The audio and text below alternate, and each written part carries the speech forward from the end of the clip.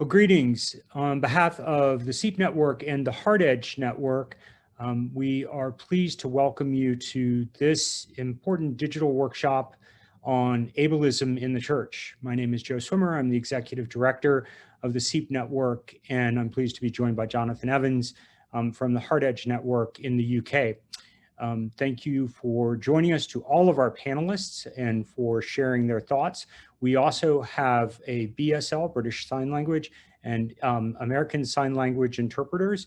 And if you choose to view them and you have speaker mode on, you can pin the BSL or ASL interpreter to be able to view both them and the speaker at the same time. We are honored to have them joining us to help with the sign language interpretation. Closed captions are also engaged. So without any further from me, I'm going to thank our panelists for joining us to begin a very important conversation and turn it over to Jonathan to moderate this session. So thank you for joining, and we look forward to seeing many of you all in Atlanta in a few weeks for our annual conference and the Hard Edge event that will be there as well. So Jonathan, off to you. Thank you very much, Joe, and a very warm welcome to all of you to this webinar on ableism in the church. As Joe said, my name is Jonathan Evans. I'm the Associate Vicar for Hard Edge at St Martin in the Fields in London in the UK.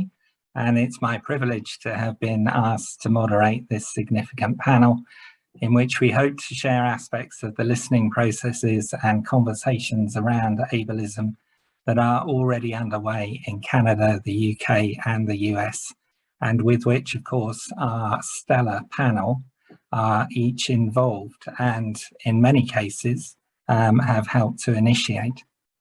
Now, as someone who doesn't bring lived experience to this conversation, I'm simply here to ask the basic questions of our panelists that will open up the topic of ableism for us. As we explained in the pre-publicity, ableism is discrimination and social prejudice which favours non-disabled people. And in this webinar, we're seeking to draw on the disability right movement's Nothing About Us Without Us to call parishes to heed the voices and experience of disabled people in understanding and addressing ableism in theology, culture and practice. I'm going to be exploring 3 initial questions with each of our panelists, and we will then turn to questions and comments from the chat. So we do want you to feel free to post any comments or questions that you have in the chat as soon as they come to mind. And you're also free to use the chat to discuss those comments and questions there with the other participants on this call.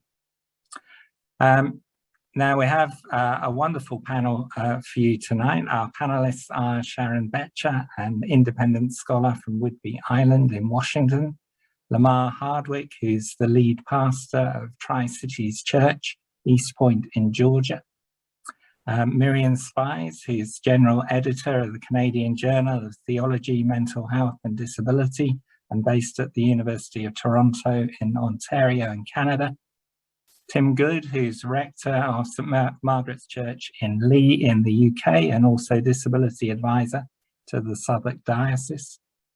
Fiona Macmillan, who's chair of St Martin in the Fields Disability Advisory Group in London and also a trustee of Inclusive Church.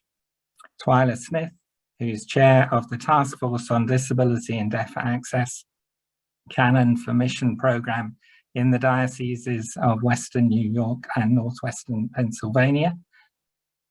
So a very warm welcome to all of you, our panelists, and I'd like to invite each of you now to share something of your work or experience in relation to ableism in the church. We're going to begin with Fiona, who initiated today's transatlantic conversation. So Fiona, over to you. Thank you, Jonathan, and good evening, everybody, or good afternoon if you're in North America. Disabled people often turn to church in the hope of something better than society, a different set of values, a place to belong. In 2011, I was largely housebound, keeping a toe in the door of church, but not really feeling at home. Energy, understanding and barriers made it a hard place to get to, and after extensive building work, I found I could get in, but not really join in. This was a time of austerity, relentless news of cuts in government spending, and all the things that made it possible for disabled people to get out and join in society. In the run-up to the London Paralympics, which were set to laud disabled people as long as we could do something extraordinary, we also had the beginning of the welfare reform bill and the bedroom tax. Newspaper stories of benefit scroungers and the rise in disability hate crime made society a very hard place for disabled people. I turned to the church looking for help. I thought that the church would be preaching to society about the inherent value of people and the need to build a society for all, sharing the gospel story of hope with the poor and the marginalized, championing the most vulnerable. I found nothing. The central body of the Church of England had decided to cut its own fund for work in disability by 90% and use that money to employ a 2-day-a-week theologian to advise the archbishops. I couldn't see anything there for me. How was the church a place for disabled people at all? Ableism is the preferential treatment of non-disabled people. It discriminates against people whose bodies, minds, senses are different. My work has grown from that point, that very low point. It began within St. Martin's, working with colleagues who themselves couldn't get in or join in the church and community. We now have a disability advisory group which meets each term to identify issues, barriers to belonging, suggest solutions and share the knowledge which grows from living with our own vulnerability. We encourage the whole church community to explore strengths and weakness, needs and gifts. Looking outward, we now have a national conference which is for rather than about disabled people. It's a partnership between St. Martin in the Fields and Inclusive Church. We gather to resource each other and the church because disabled people can be isolated by geography or experience. Over the last 10 years, more than 800 people have come from across the UK and increasingly Europe, Canada, and the US. An online disability seminar series, Shut In, Shut Out, Shut Up, began during the pandemic as a place for disabled people to discuss theology, experience, faith and church. Ableism, we've discovered, affects every denomination at every level. The Church of England, the Anglican Church, is no exception, but it should be doing better. The late Professor John Hull, so I'm slightly distracted by all the changes in technology going on in front of me, but I think we're there for the future. The late Professor John Hull, blind theologian, reflected in our third conference that disabled people have a distinct prophetic ministry to the church. And in order for the church to fulfill its prophetic ministry to society, it needs disabled people. But churches are often built by and for the well. There may be only one way of doing things, the building too beautiful to add a lift or a ramp, the work of inclusion seen as being too difficult, too complicated, too costly. How does that fit with the gospel message of strength in weakness? Why is the church modelling society structures rather than challenging them with the good news of the kingdom? Hosea calls us to act justly, love mercy, and walk humbly. Walk humbly to listen to and learn from disabled people. To act justly, to see disability inclusion, the end of ableism, as a social justice issue for the church, not as a Bible add-on, but for an act of injustice. Like many disabled people, I usually work from home and frequently from bed. Connections have opened up exponentially since the pandemic. I have the particular blessing of no career to lose, but a sense of clear vocation as a prophet. I advise and mentor people at every stage of church involvement and ministry, from people who can't get into the building to senior clergy forced into retirement through ill health. With illness, they have no suitable ministry or roles and are often encountering ableism for the first time, because God on the cross is at the heart of our faith, but somehow working adjusted hours or ministering in different ways is somehow not possible. There is no place or resource for different perspectives, different bodies or ways of thinking. Paul describes a theology of weakness in which qualities that are normally devalued, foolishness, fragility, and vulnerability, are marks of how God empowers his people. But are we willing for our churches to be places where it's safe for people to share their most authentic selves? If we accept this, how might this challenge our worship, our choices, or the stories that we hear, or the voices that we allow to lead? What does this mean for the church? Thank you, Fiona, and that's the question that we really need to explore throughout this seminar. We're now going to go to Sharon to hear of her experience and something of her work. Fiona, thank you for setting us up so impressively, so inspirationally, calling forth our gifts, as well as honesty about the barriers to belonging within the church. So really appreciate that. And I'm going to start with just the bare minimum in a certain way of who I am and how I come, and then spend a little more time in our second round about some of my impressions about the barriers to life for persons with disabilities in the church. So I am a constructive theologian. I have taught at the Theological School of Drew University in Madison, New Jersey, and the Vancouver School of Theology in Vancouver, British Columbia, Canada.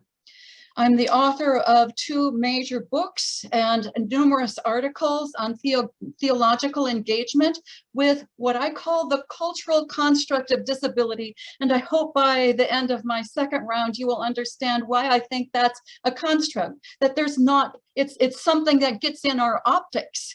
And I want to know what constructs that optics that invalidates and disables our participation, meaning persons with disabilities participation. The 2 books that I've written that I would refer you to are The Spirit and the Politics of Disablement and Spirit and the Obligation of Social Flesh. These academic works emerged over the past 30 years as I have lived consequent to a life onset trauma, probably related to environmental contamination, as I've lived as a proximal, very high level left leg amputee, which goes, as I quip, unproselytized, without prosthesis, that is, refusing to cosmetically cover it, partly because it doesn't work. Because I taught in schools of theology, I'm familiar not only with the theological barriers, and I want to say that I think attitudinal barriers are some of the worst barriers to life participation by persons with disability in the life of the church. You know, we learn to make our way in a lot of ways. I've learned to use my wheelchair on steps, for goodness sakes, but it's attitudinal that can really impinge on our lives. So I want to get at those. But in addition to looking at some of the theological constructs, I thought I'd introduce you to just some ways in which I've found beauty and creativity in thinking through liturgy, because as a professor of theology in a school of theology, I've also led worship. And some of the gifts that persons working with me have given me is that very early on, when I was called upon to preach and I still could not sit, because yes, your leg is highly involved in the ability to sit, a dancer became my backbone. She sat with me, she became the pressure against my back when I stood, and it's a beautiful statement about what we think about theological anthropology, I think. Secondly, when I was working as a a teacher of theology in Vancouver, my students wanted very much for me to do the consecration of the elements, which when you're on one leg is a very precarious stance. And so they decided that the way that this would happen is by there being a ballast to me. So already you can hear that there is, even in how we carry out the choreography of worship, a chance to make statements about what we mean by theological anthropology. Really, do we stand with the man of reason as the supreme statement about who we are before God, or is it something more interdependent, that our strength comes through our interdependence? Let me stop there. Okay, thank you for that wonderful thought of interdependence and the importance of it. We're now going to move to Twyla to hear from her. Thank you, Twyla. Thank you. And I will, as Sharon just did, take kind of a first pass at this and then pick up additional with the next two questions. But first, in terms of my own work and experience in relation to ableism in the church, it's been someone in the church with a physical disability for the past 17 years, someone who has been in a congregation through seminary and ordination and serving congregations as a priest in the Episcopal Church, and now on diocesan staff. What is not visible on a Zoom webinar is that I navigate with hardware on both legs and I stand all of the time. I think my experience is seeing the church at its best. My own first experiences of being a person with a new disability in a congregation were extraordinary. It was a community of support and creativity, and we were figuring things out together and quite literally figuring out how to get to the table together. It was also, I think, has been over the years seeing where improvements in the church are definitely needed. Seeing people who are doing just enormously wonderful ministries by and with persons with disabilities, and also those places where we do have a good many barriers still there and still keeping people away from the church. I was able to take on a project related to ministry by and with, which is a phrase I often use for persons with disabilities. That was made available for our Episcopal General Convention back in 2012, thanks to a grant from the Episcopal Evangelism Society. And that research began to look at circumstances surrounding disability in congregations, in dioceses, and in seminaries. It also led me to learn more about disability issues. It's not my primary ministry, and it's an area I believe is hugely important. In 2018, I was named to the Task Force on Disability and Deaf Access of the Episcopal Church, and we recently provided a report for the 2021, but it's now 2022 General Convention. And with that, I've continued to have contacts with people who are seeking information, people who are in the ordination process, and they're looking for support. They have questions, they've encountered barriers. People who are pursuing academic research, and congregation after congregation that is wanting to find ways to be more accessible and to engage in new ministries. I know we'll be looking at more specific issues in the next round of questions, and I certainly can't speak for everyone who encounters ableism in the church, but I'm grateful to CEEP for engaging in this conversation. Thank you. Thank you, and tremendous to hear those initial stories of supportive communities and communities wanting to engage. Miriam, we're going to turn to you next to share your experience and thoughts. Thank you, Jonathan. It's a privilege to be here with some people I've admired, like Sharon. I put my words into the Google Doc if folks need to follow along. So my parents were both ministers, and so I grew up with that place in the church. Of course, when my parents changed congregations, there was an adjustment period when people had to get to know me to overcome their fear of my cerebral palsy. When I felt called to ministry myself, members of different interview teams were supportive, as I argued that once people got to know me, they would learn how we might serve in ministry together. However, once I was ordained, congregations that interviewed me simply could not imagine how I would serve in ministry. One congregation said to me that they couldn't get over my speech. Another congregation rescinded their interview offer once I told them about my disability. When I disclosed my disability in my applications, I often would not receive an interview.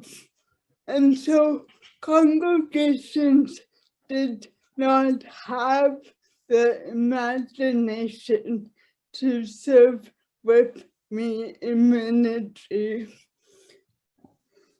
I did serve with my home congregation for 3 years, and there were instances of ableism, of course, but mainly we work together to imagine possibilities. I preached, I taught, I co-presided at sacraments, I offered pastoral care. And so these experiences led me to pursue doctoral studies, where I am working on flipping an incarnational model of ministry, something that I will say more about as we go on later. Thank you so much, Miriam, and so important to bring into the conversation the importance of imagining possibilities. Thank you. We're going to turn to Lamar next. So welcome, Lamar. Great to hear from you. Thank you. Briefly, I'll start by saying most people know me online as the autism pastor, which is not a designation that I came up with. So at age 36, after years of struggling with social anxiety, sensory processing, a host of other challenges, I hit what I call the proverbial wall and went to seek out some help in helping me untangle the very complicated parts of my life, and discovered through a series of assessments that I was diagnosed as autistic. So I had been in ministry up until that time, and I say that I had a very rough success bouncing from church to church, not knowing why I did not fit in, but having that diagnosis gave me the language to understand why I had so many challenges with pursuing what I believe to be God's call, but often running into challenges with churches that I was attempting to serve. Just by way of background, I studied at Emory University here in the States with a Master of Divinity. I have a Doctor of Ministry. I also studied in a clergy scholar program at Yale, and I'm currently doing the PhD. I've written 3 books. The most recent is Disability in the Church, which was released last February. And my current research interests, and also what I currently speak and teach about the most, is the intersection between disability and race, particularly here in the United States. The brand of Western Christianity that has, in my research, shown that the church has largely been in charge, if not the primary influence, on how disability has been defined and used to its advantage. And so I'm just engaging in the work of understanding the intersection between race and how the church has used disability for things such as racism, sexism, and also ableism.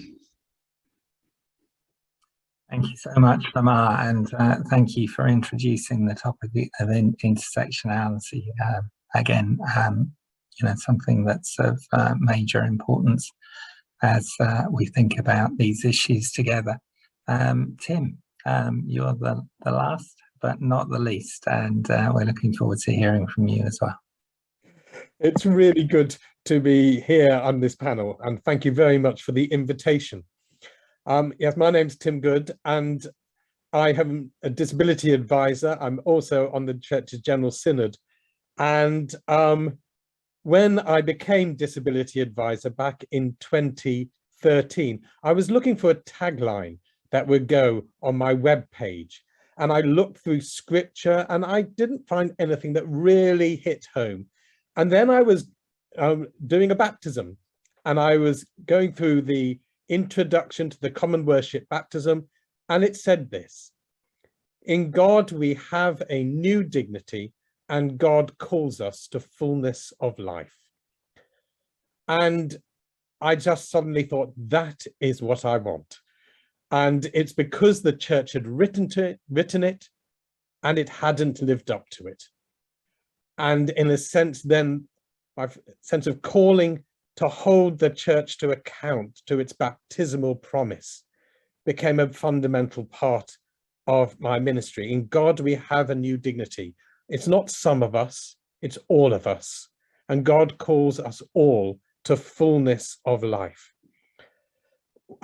When I became fully disabled, I'm permanently on crutches, but I have a congenital bone condition that meant as a child, I was in and out of hospital, and I was visibly disabled for periods of time. And then I had periods of time when I wasn't visibly disabled. But when I became permanently disabled, I actually went back to church and had a very positive experience as a member of the congregation. I wasn't ordained at this time, had no thoughts of ordination, and I was really welcomed.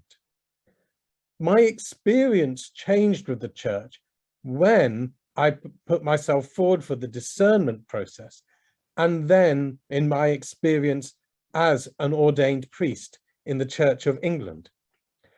Immediately, and I came to discernment, I became an obstacle. I was a problem that was constantly needing to be addressed. And how was I going to do this? How was I going to do that?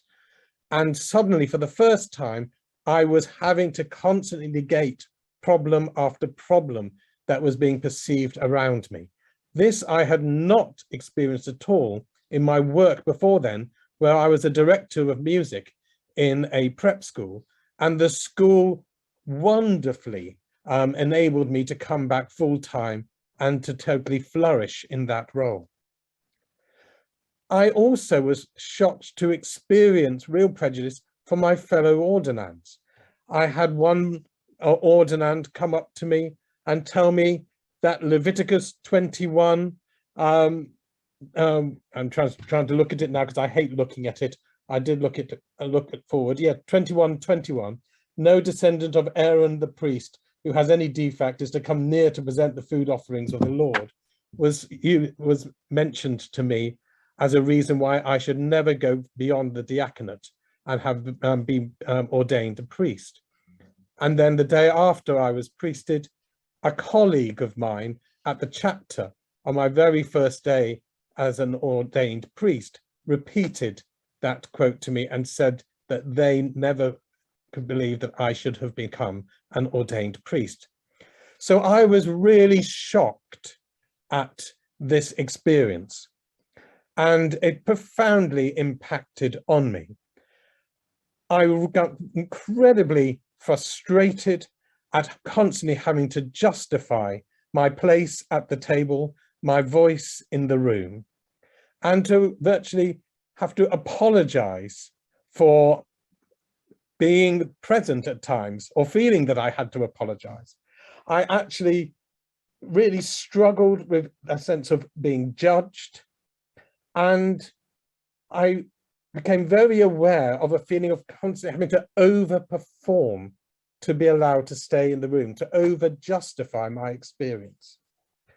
So this has been a real struggle for me and has become then part of the work and engagement that I have been involved with huge help from Fiona, who actually started us off this morning. The initial visiting the conference at St. Martin's in the Fields back in 2014 had a massive impact on me and gave me the confidence to then actually arrive, I think it was a year after, 2 years later, actually as a speaker at the conference, and has guided me very much in my work going forwards. Ultimately, I've rested on Psalm 139, verse 14. I praise you because I am fearfully and wonderfully made. It's a phrase we all know, but it has asked me a question that follows it. Firstly, it's I praise. I don't need other people to tell me. It is me knowing it for myself that I particularly loved about it, owning that I am fearfully and wonderfully made. But more than that, it's been asking the question, when was I fearfully and wonderfully made? Was it when I was just born? Was it when I was in the womb? Was it when I was 10, 20, 30, 40, at different stages, when I got cancer, when I became paralyzed? At what stage was I fearfully and wonderfully made? And the realization that it was at all stages that I'm fearfully and wonderfully made. When I was most dependent in the womb, when I was most disabled, when I was just born, at every point, I was fearfully and wonderfully made. And so that has been my starting point. Thank you, Tim. So we've heard some shocking stories of ableism in practice and experience, and we're going to go round again to our panel, beginning with Fiona, to explore what are the key issues that arise from people's experience of ableism and what is it that needs to be addressed. So Fiona, over to you. Thank you. Thanks very much, Jonathan. I'm going to begin thinking of these key issues with online church. There's a series of articles in the New York Times on the deficits of online church. Just yesterday, Tish Harrison Warren wrote about why it's time to drop the online offering. She writes, because offering church online implicitly makes embodiment elective. It presents in-person gatherings as something we can opt in or out of with little consequence. It assumes that embodiment is more of a consumer preference, like whether or not you buy hardwood floors, rather than a necessity, like whether or not you have shelter. There is no sense here of how this excludes different types of bodies and minds. People with restricted energy, pain, immobility, who have been able to join worshipping communities online, many for the first time in years. Are we really saying that this is not important, or that it's too costly? And what of the theology? Are we really saying that God is in the building and not present whenever 2 or 3 are gathered together online in God's name? Can the Holy Spirit not be present online, where I am, connecting me with my neighbour? As disabled thinker Sarah Davis describes, people lit up on the Zoom screen glow at me like modern icons. Why are we not practicing what we preach? Where is the power? Where are the resources? Who is not at the table or even in the room? Even when action is taken, the priority for resources often seems to be the building rather than the people. Churches undertake work, what I call the lifts, loos and loops model, so that people can get in and get comfortable. But sensory or cognitive experience is seldom considered. And access is not just about getting in, but also about joining in. Historically, the Church has championed the medical model of disability, that impairment or illness is the responsibility of the illness of the individual rather than the community. It's the deficit model, where the experience with the individual, and as opposed to the perfect, strong, hearing, sighted neuromajority. It's an individual who needs to be fixed. Person with a disability has to be reminded that we're people. The social model says that disability is about the community. It builds on the premise that humans come in different shapes, sizes, energy, ways of thinking, perceiving the world. Then it's for society to adapt, to remove the environmental, cultural barriers so that all can participate. We then describe the person as disabled by, or a disabled person, rather than a person with a disability.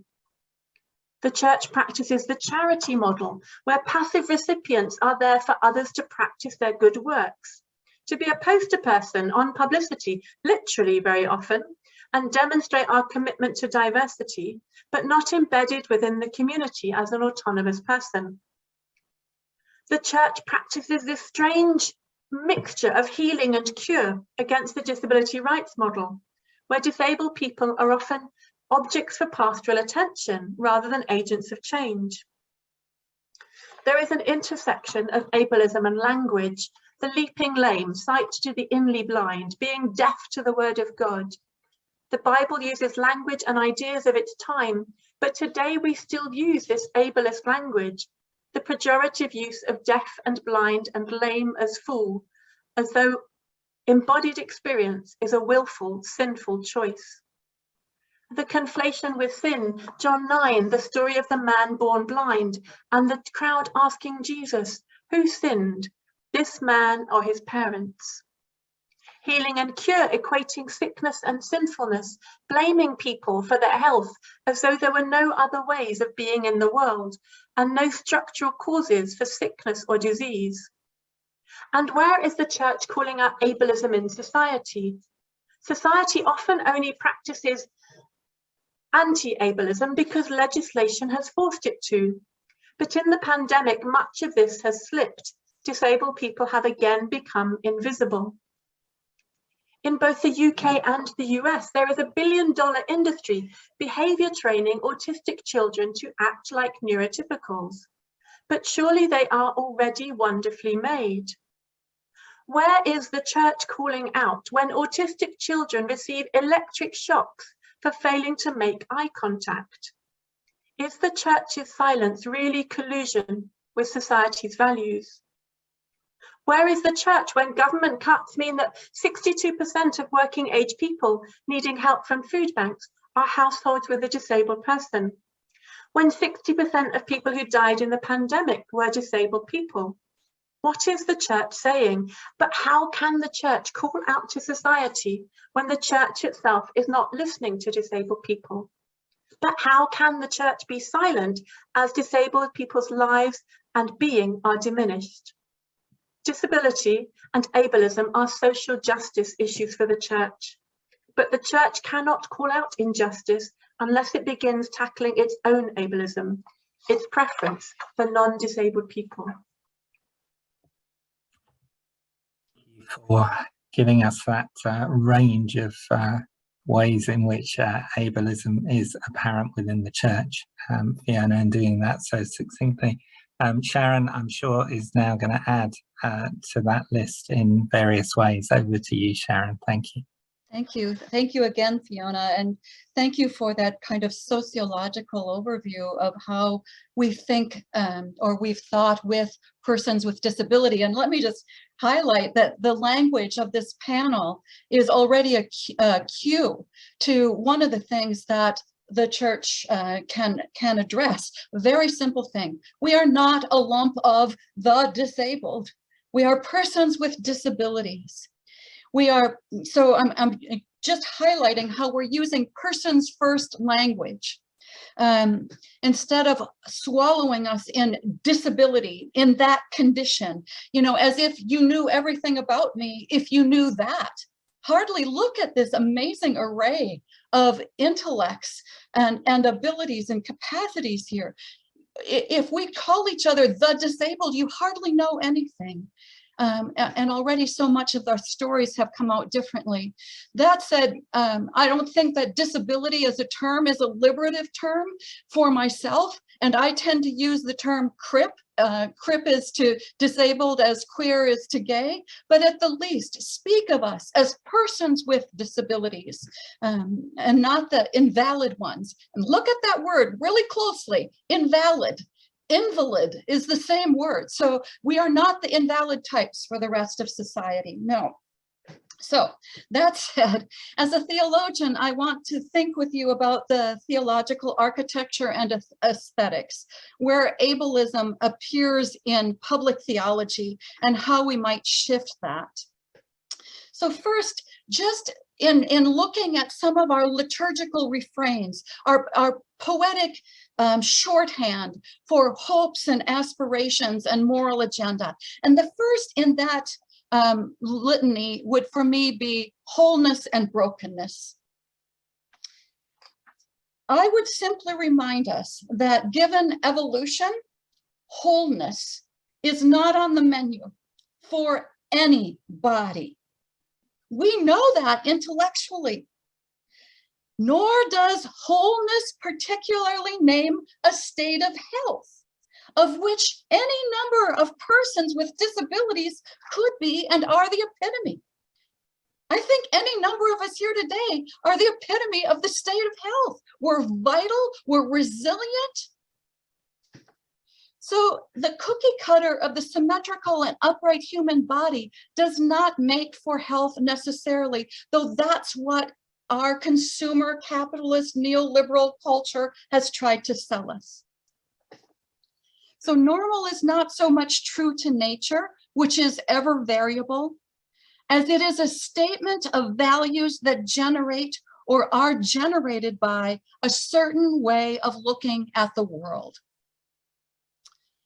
Further, brokenness, a term often conflated with sin and fault, does not name what happened to me. I do not consider myself broken.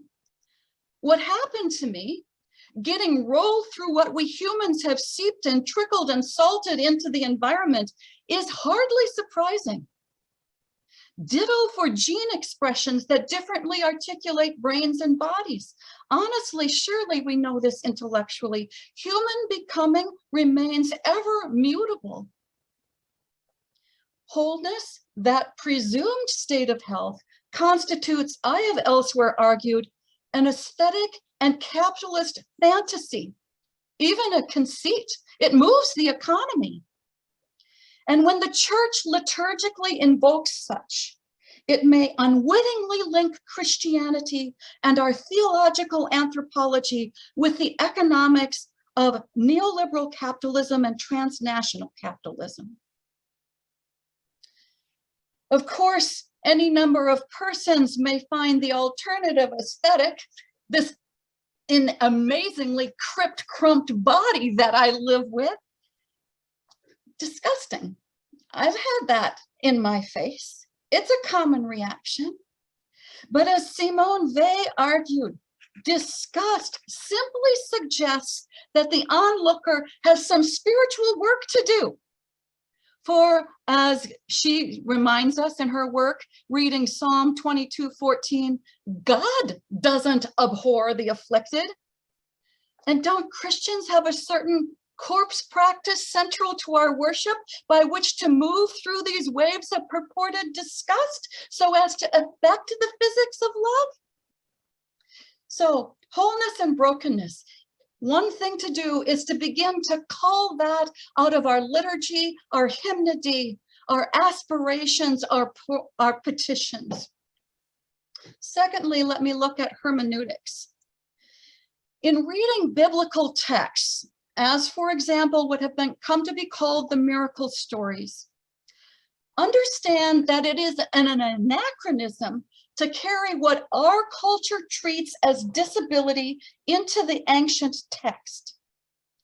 Disability as we live it was generated by the founding racism of thinking some bodies degenerate types, beside the new emergent modern avatar of the man of reason at the onset of scientific and colonial humanism.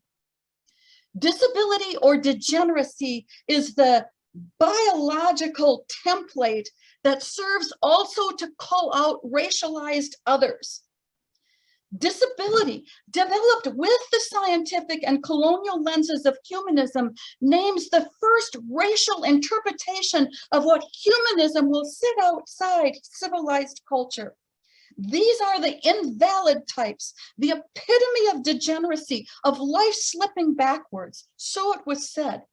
It's time to retire this sorting tool of humanism. The Christian testaments, which significantly feature experiences of blindness, lameness, deafness, probably were rather thinking with the conditions of enslavement under empire, a reading which is consistent with the liberative message coming out of Judaism and the Hebrew Testament. Under slavery, bodies were hobbled, they had their eyes blinded, their eardrums punched when they were taken captive by empire so they couldn't run. Nothing so disfigured bodies at the turn into the common era when Christianity is initiated as slavery.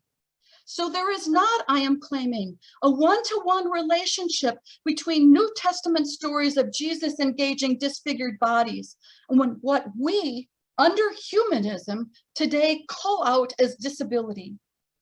What these two very different eras share in relationship to disfigured bodies is that slavery then, as humanism now, names political violence performed on the body. Yeah, I'm saying it. Calling us out as the disabled is a political violence. We are called to be set on the margins, called, C-U-L-L. I encourage you further to consider how Jesus is imagined in and through worship. Is Jesus the vital, pure, and busy healer that late 19th, early 20th century biblical scholar von Harnack imagined in relationship to that purported miracle tradition? Or was Jesus himself crip, disfigured, hard to look at, as per Isaiah 53, the most common, often cited intertext for the gospel writers? So that's hermeneutics 1. Hermeneutics 2 is the question of what happens when you look at disability. I'm calling this the hermeneutics of justice, and it demands that we think about the politics, economics, and sociocultural aesthetics of bodies. Naming out disability or the disabled actively locks suffering within one individuated body, which is then marginalized, often treated with paternalism. So you hear what we've got here is a cultural management model for suffering, for pain. You individual carry it. Said another way. We're gonna need to move on. Okay, yep. Can I finish one thought and then yeah, please do wrap up that thought and then we'll. Said another way, thinking disability occludes. It's a shortcut. It's a way to forget the political or environmental circumstances where bodies take place. What I'm pointing to is what we've learned during COVID, I trust, is that bodies are always open to and vulnerable to their environments, including that we're open to and shaped by each other's fleshly practices. So I would contend then that Christians who celebrate God becoming incarnate in the flesh of the world learn to live the practice of nonviolence at the flesh line before disablement takes place, or reading a disablement into its social setting, into its political, into its economics, rather than just locking that suffering down in one body. Thanks. Thank you so much. That's important there about the power of the language that we use. Twyla, over to you. Thank you. I'm conscious of our time, so I'm going to see if I can add a few things to the conversation, and I'm going to start with a really pragmatic angle, and that is that access is still an issue. With physical access, it sometimes seems like the larger and more resourced the church, the greater those issues can be. My own experience has been that the wider church and the Episcopal Church is getting somewhat better at this for things like church-wide programs, and a lot more is needed. We still have seminaries and lots of old churches that are not physically accessible. Access, as others on this panel have noted, is about access to participation, to formation, to serving more fully as we are wonderfully and fearfully made, as Tim noted, and in leadership roles and ordination. There's architecture and there's attitude. And I think it's important to not lose some gains that have surfaced in COVID, specifically online, as has been noted. To be clear, it hasn't been all gains in disability and deaf access in the last couple of years. And it's opened up opportunities for learning and connection that were previously not available. So what's important to keep? I think that's a question for every congregation, for every diocese and church-wide. What is important to keep? What can we keep doing better? I also want to recognize that the issues of ableism are vast, and it can be challenging to navigate as a person directly affected and as church leaders. And I'm coming at this from both directions. Funding is often called into question. It's a challenge, again, for a person affected and as the church. And its vastness and its diversity cannot be excuses for inaction. One way we can begin to make positive and constructive adaptive changes is taking the simple action on individual and church-wide levels to notice who is missing from the table, from our churches, from leadership roles, and specifically Christ's table, and to recognize that we're not living into beloved community, we're not living into our baptismal vows unless we see one another as valued and valuable, unless we see the possibilities and the extraordinary goodness in the inclusion of all God's people. Thank you. Thank you. And it's such an important point about noticing who is absent, who is missing from the table. Thank you for that. Miriam, over to you for your thoughts on key issues. Lots of movement has happened and is happening thanks to the field of disability theology. From thinking about disability as something to be hidden or healed or broken, to seeing people with disabilities as participants and perhaps partners in ministry. My current interest is thinking about how churches understand the role of ordained ministry, and how our imagination might be expanded so that people with disabilities or equipped ministers, as I call myself, could be desired in leadership. As congregations continue to shift their understanding and desire for ministers for marginalized identities such as women, Black people of color, queer folks, and intersection identities. They need support in doing so.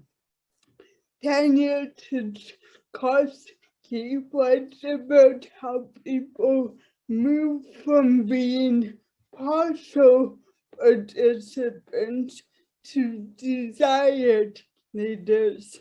Having access to spaces one way that we can enlarge our imagination. But more than that, we need to look at what is expected of leadership. Theologian Sharon Kim Craig comment on how the pulpit remains a colonial, able-bodied mass space because that is who is most commonly expected and desired in leadership. Because of the incarnational nature of ministry, our bodies shape our relationship, but we are often oblivious to this. I used to say that my ministry was the same as my able-bodied colleagues, but that ignored how my CP impact my ministry. For example, I live in clip time, which means that time bends to the needs of my body. This impacts everything from service leadership to pastoral care to being on a panel. Clip time, like Kairos and liturgical time, requires grace, honoring one another in relationship.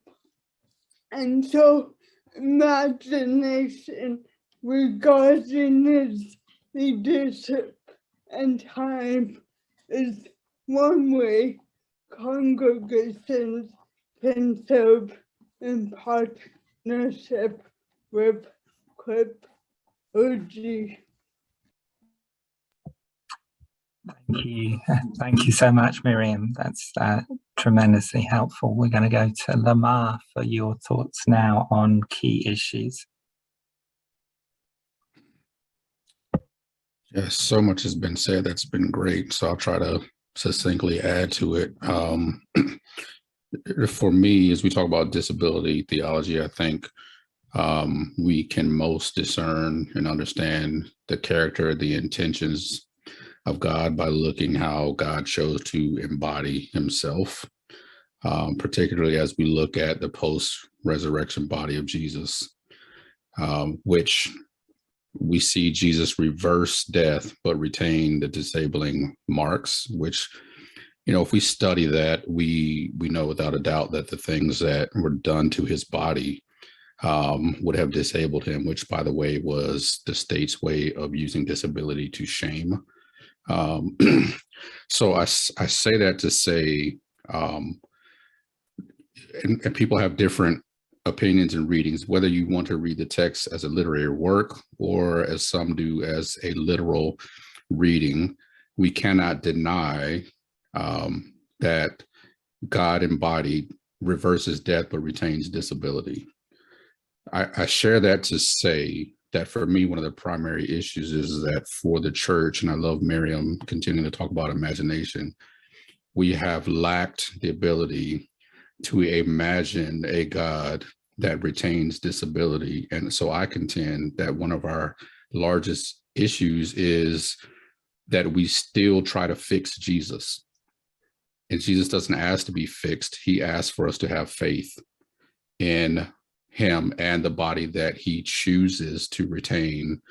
And so there's this idea, I think that's a big issue, is that we continue to wrestle with, as the church, ideal sacred space and ideal sacred bodies. One of the reasons why it's so difficult for us to even get people to understand God or Jesus in that way is because the church in and of itself is ableist. And so I contend, and one of my theses is we're so ableist that we even discriminate against God. We refuse to engage in the post-resurrection body of Jesus and understand, because we have a idea of sacred bodies and sacred space that lacks the imagination of being able to envision disabled bodies in places that we call sacred spaces. So if I could wrap it up, I would say what we have done often in the church, and I'll speak particularly in the church in the United States, is we've created what we call sacred spaces, and we've envisioned what we call sacred bodies that are prepared to serve in those sacred spaces. And none of what we have created and imagined as sacred spaces includes disabled bodies, to the extent that we are even discriminatory against readings of the text that suggest that Jesus himself retained the disability as a result of this torture. To me, that's huge. We cannot discriminate against God and expect our churches to be more inclusive of persons with disabilities if we can't even envision God as sacred without having to fix Jesus. Jesus doesn't need us to fix him.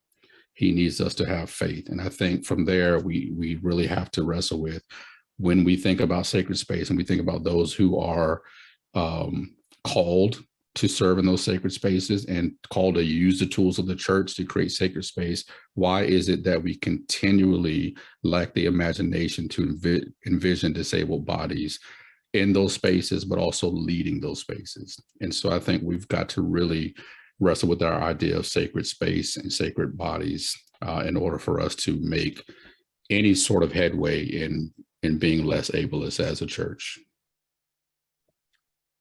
So helpful, and thank you, Lamar. It's such an important area, and you've articulated that so profoundly for us. Thank you. Tim, over to you for key issues. Oh, thank you, and thank you, Lamar, for that. That just made me want to sing.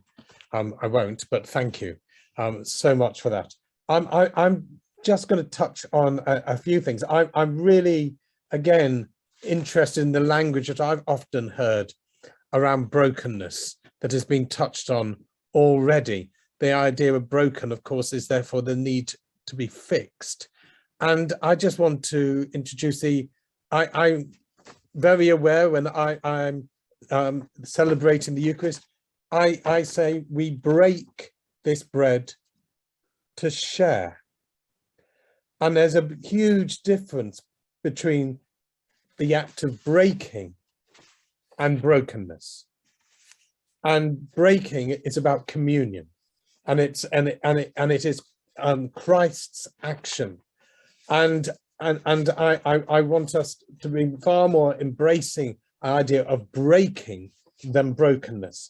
And so I've very much been touching on what Lamar has been saying, that that we carry into our biblical understanding so often a sort of Greco-Roman Olympiad understanding of the human person, the Verutian man image that we have. And I think that interpretation also is revealed through the writers of Scripture themselves.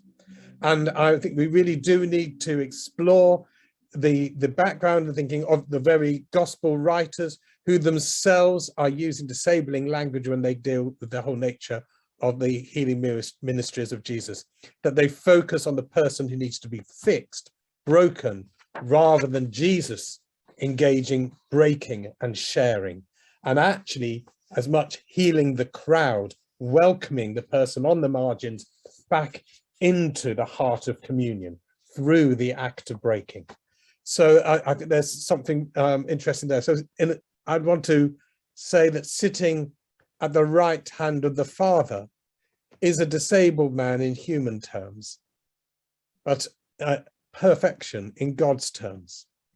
And how we make the shift from the human to the God understanding.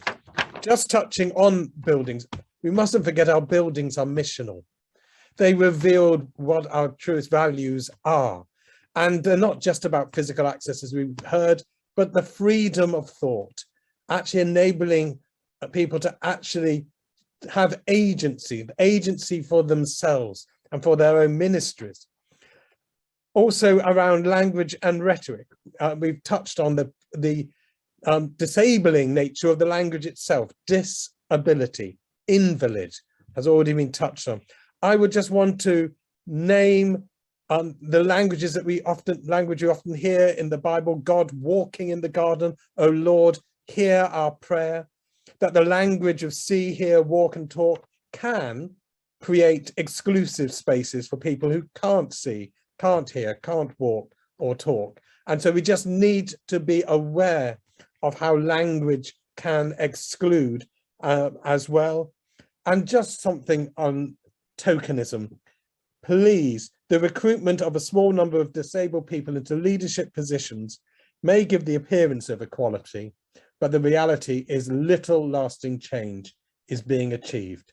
This needs to be a real bottom-up movement where actually we truly celebrate the ministries of all God's people, all fearfully and wonderfully made. I think that's enough in the time. Thank you for that last point, especially, Tim. That's where we're going next as we look to wrap up.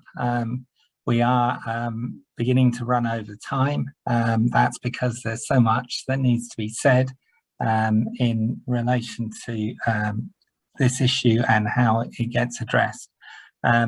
So we probably don't have time for all of the closing statements from our panelists, but what I would ask is that you each give us one recommendation for someone who wants to create change in relation to ableism. So if it's possible to limit yourselves just to the one key recommendation, that would be tremendous. And we're going to go back to Fiona. Thank you. That's a really tough one to start off with. I would say ask. It's about community and connection, so ask the people who are there. They're often affected by barriers they're not even aware of. Audit, not just the getting in, but also the joining in. Remember that it means to listen. So audit the building, but not just the building. What roles are there? Who's able to do them? Don't screen people out of roles, but ask them in and say, how can we make this work for you? And read work by disabled people and neurodivergent people. There are liberation theologies like Hannah Lewis's Deaf Liberation Theology. So many works beginning with Nancy Iceland. Most of the panel have written just amazing things, and it's a real privilege to be among this community. Yeah, so I would say ask, read and listen, center the voices of lived experience and ask, because it seems very complicated. People worry about where to start, but actually once you start to create the spaces for disabled people, listen to the voices, then actually it becomes much less difficult. That's tremendously helpful. Sharon, what would be your one recommendation? I would suggest that we hold each other, including persons with disability, perhaps especially I'm calling forth persons with disability right now, as persons who have awareness of the incredible impasses through which we will move in order to taste and share the exhilaration of being alive. And that given what we see of climate onset of the Anthropocene as we talk about it, I would hope that the church would begin to be jealous for our company.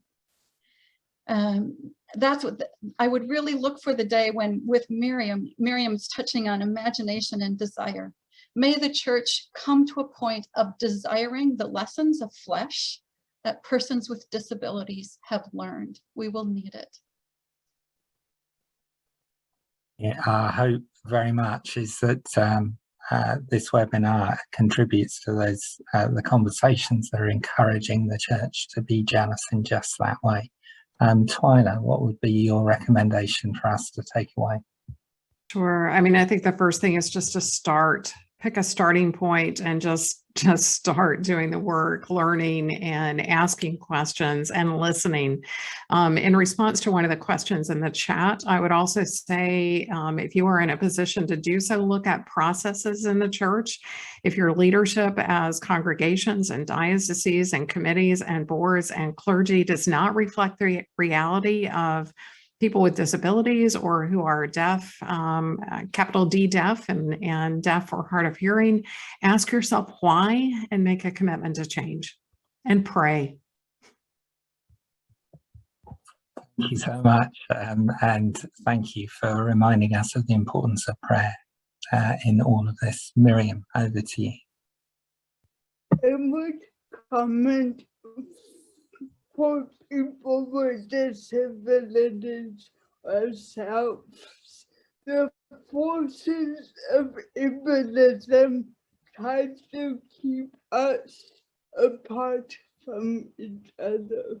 And these connections and communities are so important for sustaining hope and collaborative imagination, especially for when we face overt and microaggressions in the church and in academia.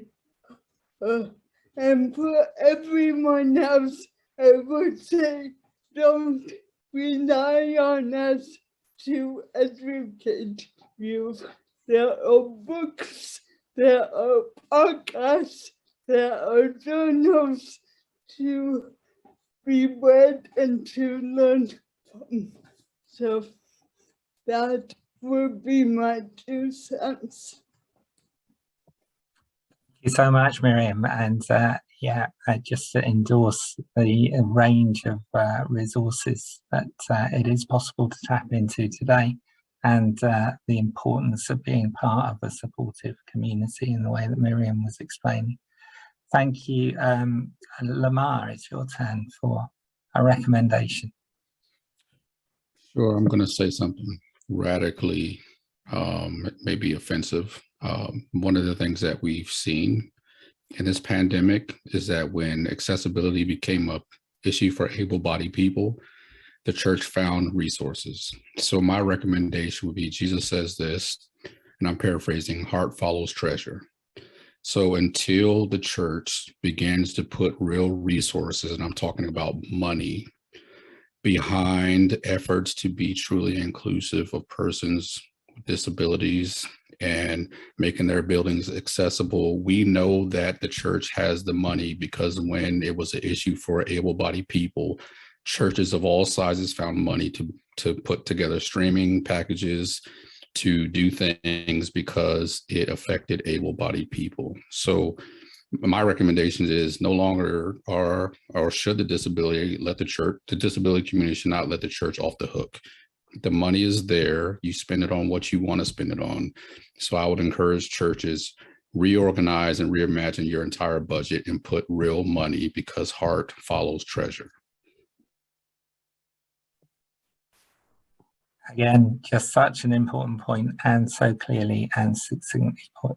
Thank you, Lamar. Tim, your recommendation, please. My God, how can you follow that? I utterly agree. All of the above, and empower yourselves. Read. You know, here we go. I've got this book here. I don't know who wrote it, but I'm going to be getting it off my shelves again. You know, read. Like you say, there's wonderful resources out there. People on this panel have written wonderful stuff. So empower yourself with knowledge, and remember, we are the body of Christ, and the body of Christ will not be complete until disabled people are fully part of God's church in all levels. And so if we're going to say at the peace, we are the body of Christ and the one Spirit, all baptized into one body, go out and prove it, make it happen. And that's such a helpful challenge for us to end on. As Joe said at the beginning, this webinar begins a new and much needed conversation for the CEEP network. And as such, it is seeking to enable a listening process so that the presence, the gifts, the ministry of disabled people can be fully enjoyed by churches in the network. The recording of the webinar will be available later in the week to share with others who are unable to join today. And our hope is that more such conversations will follow on from today's webinar. That will certainly be the case for Heart Edge, as Fiona is currently planning a 4th series of Shut In, Shut Out, Shut Up, which will explore the theme of intersectionality.